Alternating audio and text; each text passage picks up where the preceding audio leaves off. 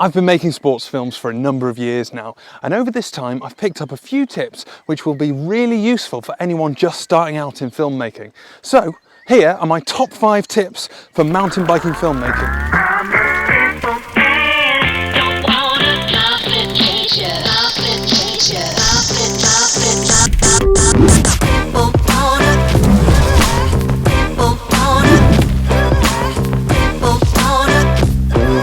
Hello and welcome to yet another episode of Learn That with Pete, and today we're delving into the unknown, into the murky and often confusing world of mountain bike filmmaking. So, well, I guess we don't need to get the bike out.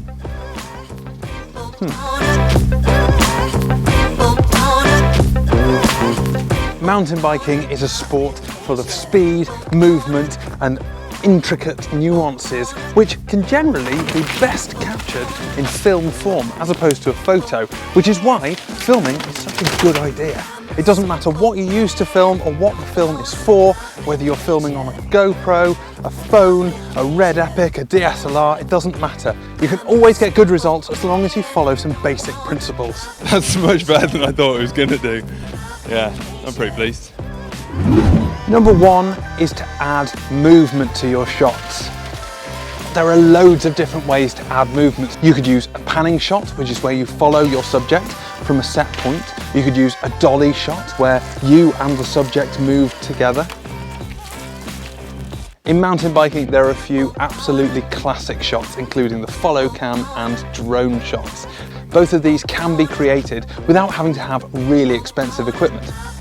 Now, the point of adding movement to your shot is to highlight and accentuate the movement of your subject, which in this case would probably be a mountain bike rider. So you've got to use the movement of the camera to make the mountain biker's movement seem better. And the only way to really understand how to do this is to go out, practice and use different movements for different shots. Number 2 is get low. Shooting from a low perspective with a nice wide lens is a really good way to capture a huge amount of the scene and to portray speed, because what you're doing, especially if your subject is moving in the foreground, is showing a nice wide scene with your subject moving through it quickly. It gives the illusion of speed. This is why the pan and zoom technique is really popular amongst mountain bike filmmakers. It allows them to get a nice wide shot when they're going past the camera, showing how fast that subject is actually moving. Although zooming might not be available to all of us, especially if you're using something like a GoPro, getting low certainly is. And it's doing the same thing, it's widening that field of view so that your subject can be shown going fast through it. Number 3. Don't be afraid to change your perspective. One of the coolest things that you can do when you're filmmaking is to change your perspective, be creative with your shot. Because you're not limited to a single image like you are in normal photography, you can actually put these creative, different perspectives all together into an edit and make something pretty cool. Try using shadows, reflections, different camera angles. There's loads of things you can do. Number 4 is keep it steady.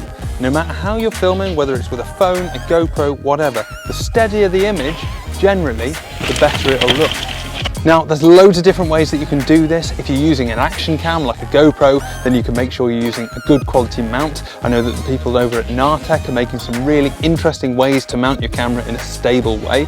If you're doing it handheld and you're holding a camera or a phone, then just concentrate on trying to make it as stable as possible. What you want to be doing is reducing the little shakes, because they're the things that really throw the eye when you're watching it back. I do realise that this is slightly at odds with tip number 1, which was add movement. But what you want to do is add smooth movement, smooth and controlled, as opposed to shaky and out of control. No one likes that. Imagine you're filmmaking like biking. You want it to be smooth and controlled, not shaky and dangerous. Number 5, add details. A nice, subtle detail can make the difference between a standard film and a professional looking video. You can add detail to the action by focusing in on a particular part of the bike or rider, or you can add it to the story in general by picking up details in the landscape, details in the bike park, details in the jump, the dirt, the soil, the stones, anything. It all adds to that ambience. There we have it. Those are my 5 tips for improving mountain bike filmmaking. I hope you've enjoyed this video, and if you found it useful, make sure you like and subscribe. And if you'd like me to make a video about anything else in particular, then make sure you leave it in the comments below. Until next time, peace.